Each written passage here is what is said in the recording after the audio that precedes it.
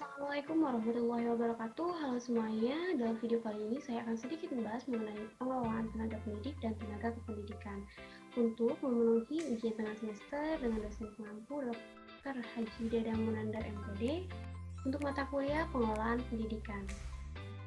Sebelumnya, perkenalkan, nama saya Iis Karlina dari kelas 3A dengan NPM 2010 6310 5134, program studi Pendidikan Matematika Universitas Singapura Bangsa Karawang. Dalam materi kali ini, saya akan membahas mengenai latar belakang, konsep dasar, landasan kebijakan, serta implementasi. Untuk latar belakang sendiri, di sini pengelolaan pendidikan merupakan serangkaian kegiatan perencanaan, pengorganisasian, pemberian motivasi, pengendalian, dan pengembangan segala upaya untuk mengatur dan mendayagunakan sumber daya manusia, sarana dan prasarana untuk mencapai tujuan pendidikan. Pengelolaan pendidikan juga berkaitan dengan perencanaan, pelaksanaan, dan pengawasan kegiatan pendidikan pada tingkat suatu pendidikan, kabupaten atau kota, provinsi atau nasional, agar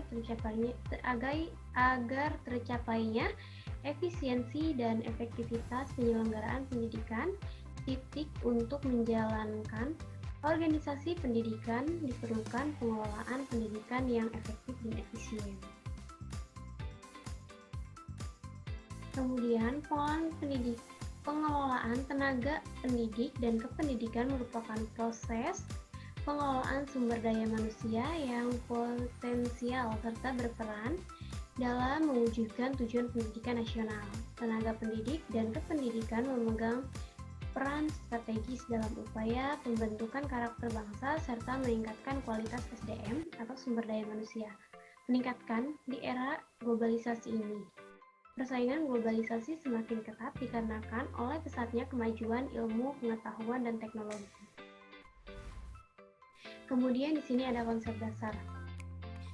Dalam konsep dasar ini terbagi menjadi 3, yaitu administrasi, pendidikan, dan tenaga pendidikan.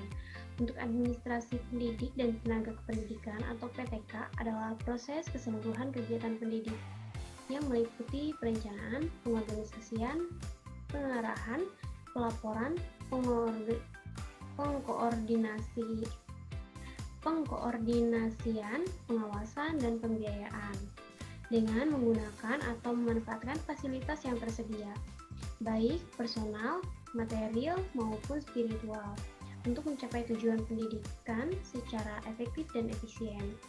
Untuk gambaran esensi dari estimasi administrasi, yaitu yang pertama ada inti, yang kedua ada pembuatan keputusan, yang ketiga ada kepemimpinan, yang keempat ada manajemen atau pengelolaan, yang kelima ada administrasi.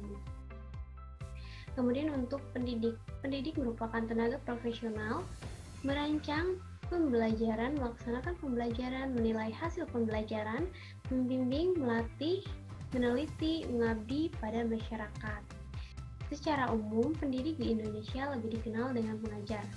Adalah tenaga kependidikan yang berpartisipasi dalam penyelenggaraan pendidikan dengan tugas khusus sebagai profesi pendidik. Pendidik mempunyai sebutan lain sesuai kekhususannya, yaitu diantaranya ada guru, dosen, konselor, pamong belajar, widyaswara, tutor, instruktur, dan fasilitator.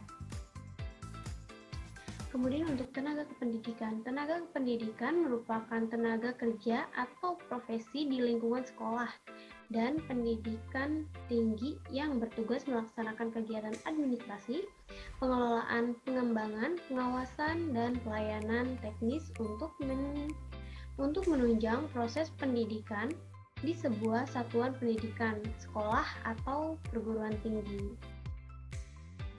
Di sebuah satuan pendidikan seperti sekolah dan perguruan tinggi.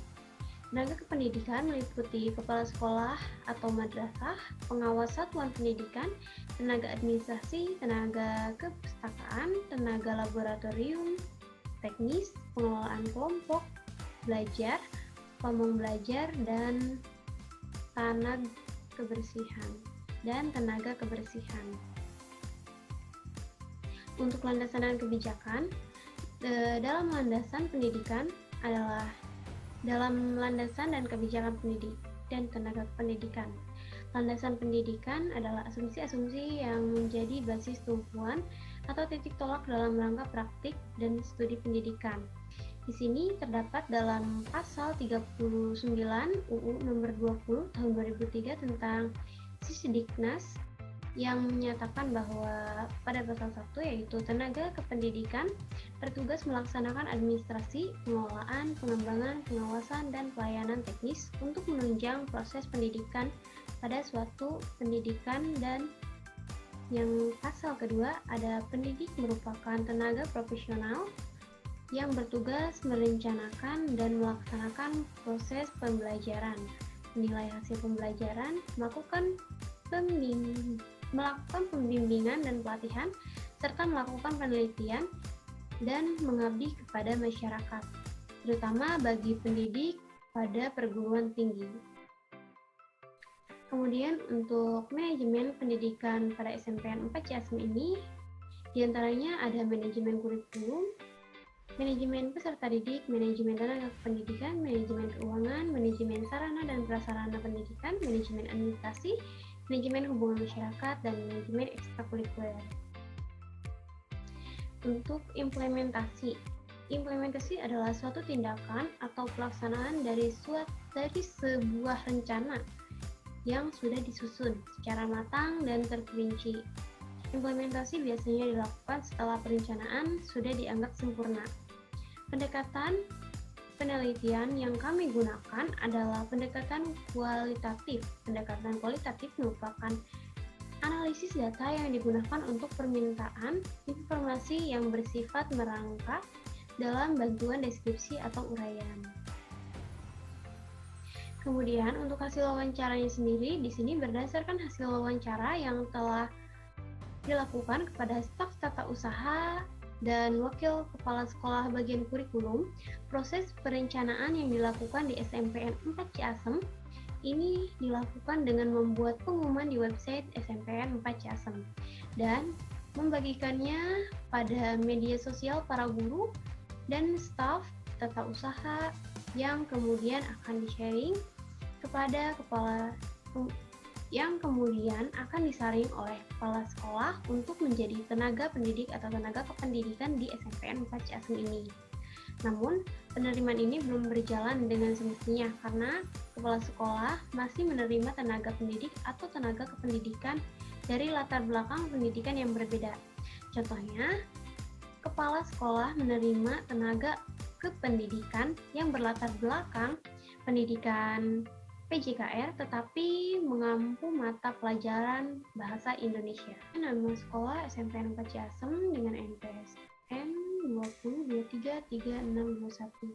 Jenjang sekolah jenjang pendidikan SMP, satu sekolah negeri, alamat sekolah di Jalan Sukahaji nomor 5, RT 1 RW 1 dengan kode pos 41256, Kelurahan Sukahaji, Kecamatan Ciasem, Kabupaten Subang, Provinsi Jawa Barat.